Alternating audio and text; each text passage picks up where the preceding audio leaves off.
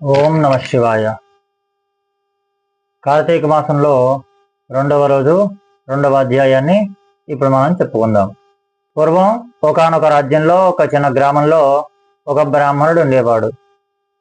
ఆ బ్రాహ్మణుడికి లేక ఒక కుమార్తె, ఆమె పేరు నిష్ఠుర. ఊర్లో పూజాది కార్యక్రమాలు కూడా చేసుకుంటూ వచ్చిన డబ్బుతో ఆ నిష్ఠురని అల్లారు ముద్దుగా పెంచుతూ ఉన్నారు. యవ్వనంలోకి ప్రవేశించిన ఆ నిష్ఠుర ఓ అందమైన సౌందర్య శిల్పంలా తయారయ్యింది.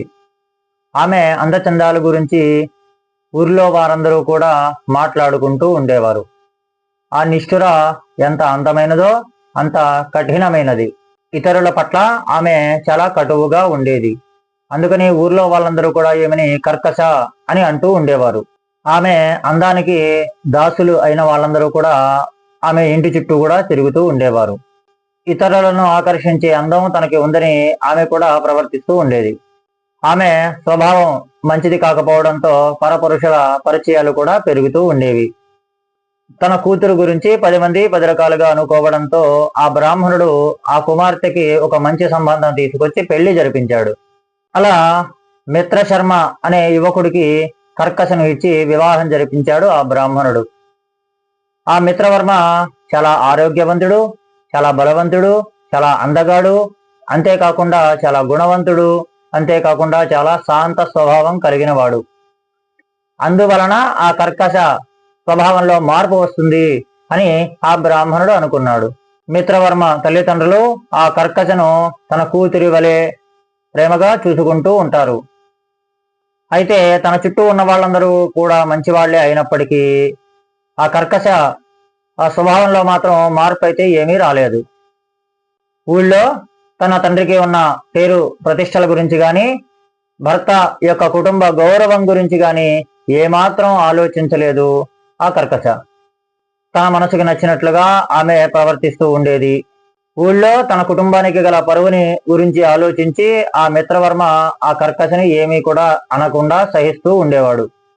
సహనం నశించినప్పుడు మాత్రం కొంచెంగా మందలిస్తూ ఉండేవాడు.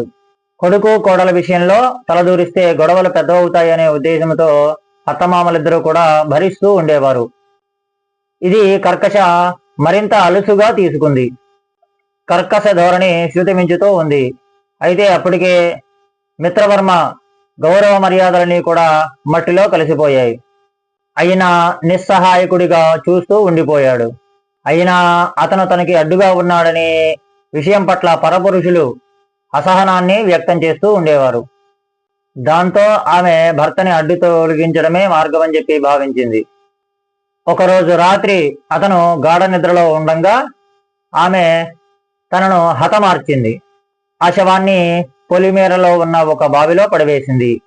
ఏమీ తెలియనట్టుగా అక్కడ నుంచి తిరిగి వచ్చేసింది. మిత్రవర్మ తల్లిదండ్రులు విషయాన్నంతా కూడా గ్రహించి చాలా బాధపడ్డారు.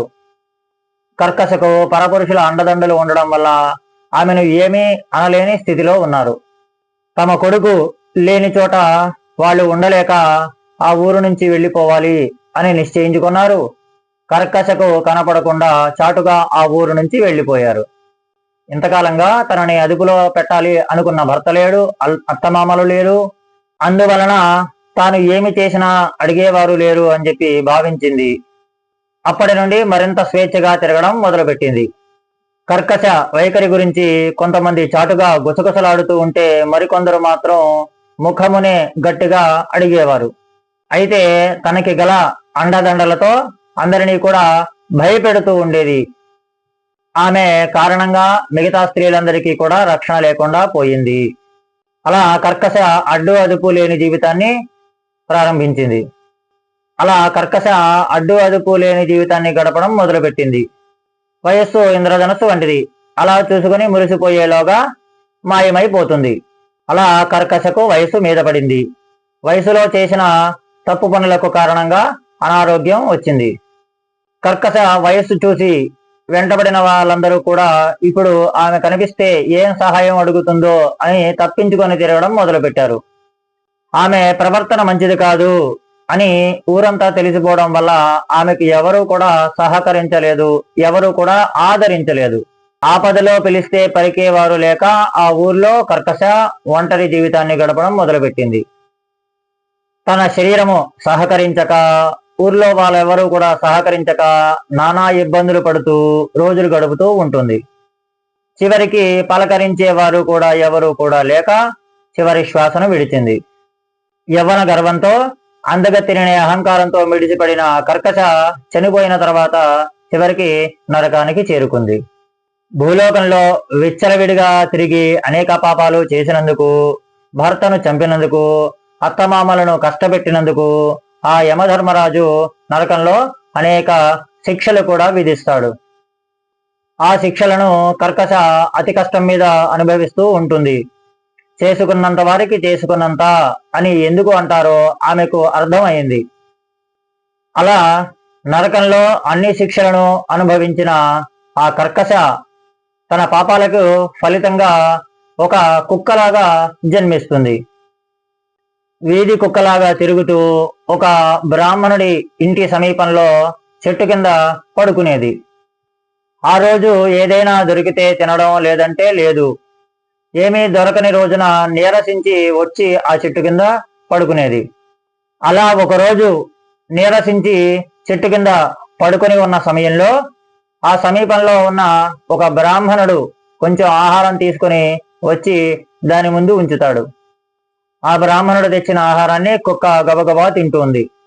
ఆ బ్రాహ్మణుడు అక్కడ నుండి వెనుతిరిగి వెళుతూ ఉండగా కుక్క ఏడుపు వినిపిస్తుంది.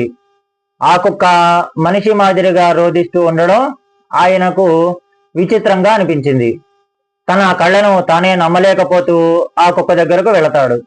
ఓ బ్రాహ్మణుడా, ఈ కుక్క జన్మ నుంచి నాకు విముక్తిని ప్రసాదించు, నేను చేసిన పాపముల నుండి నాకు విముక్తిని ప్రసాదించు అని కుక్క అడుగుతుంది. ఒక కుక్క మనిషిలాగా మాట్లాడడం ఆయనకి చాలా ఆశ్చర్యాన్ని కలిగించింది. ఆ బ్రాహ్మణుడు అదే విషయాన్ని కుక్క దగ్గర వ్యక్తం చేస్తాడు.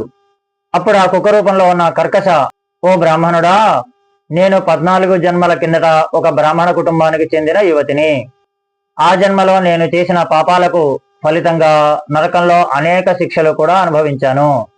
ఆ తర్వాత కుక్కగా 14 జన్మలు ఎత్తాను. ఇది 15వ జన్మ. అయితే ఈ విషయాలన్నీ ఇంతకుముందు నాకు గుర్తు లేవు. నువ్వు పెట్టిన ఆహారాన్ని తిన్న తర్వాతే పూర్వ జన్మలకు సంబంధించిన జ్ఞాపకాలన్నీ కూడా గుర్తుకు వచ్చాయి. ఒక కుక్కకి పూర్వజన్మ గుర్తుకు రావడం, 14 జన్మల కిందట తాను ఎవరో చెప్పగలగడం, ఇది ఎంతయూ కూడా ఆ బ్రాహ్మణుడికి చాలా ఆశ్చర్యాన్ని కలిగించింది.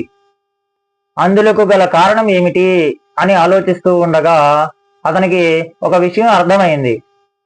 హఠాత్తుగా నాకు పూర్వజన్మ గురించి జరిగిన విషయాలు ఎలా తెలిసాయి, అందులకు గల కారణం ఏమిటి అని ప్రశ్నించింది ఆ కుక్క. తాను చేసిన సోమవార వ్రతం ఆ ఫలితం కారణం వల్ల నీకు గతమంతా గుర్తుకు వచ్చింది అని ఆ బ్రాహ్మణుడు చెబుతాడు. నేను నియమనిష్టలు కలిగిన ఒక బ్రాహ్మణుడిని. ఆచార వ్యవహారాలకు ఎంతో ప్రాధాన్యత ఇస్తాను. భగవంతుని ఆరాధన చేయకుండా ఆహారం నేను తీసుకోను. నేను ఇప్పుడు కార్తీక మాస వ్రతాన్ని ఆచరిస్తూ ఉన్నాను. కార్తీక సోమవార వ్రతం ఆచరించడం చాలా విశిష్టమైనది.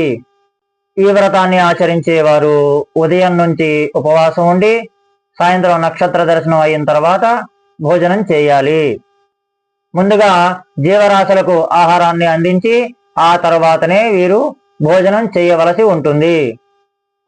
ఈరోజు సోమవారం వ్రతాన్ని ముగించి ముందుగా ఆ ప్రసాదాన్ని తీసుకుని వచ్చి నీకు అందించడం జరిగింది.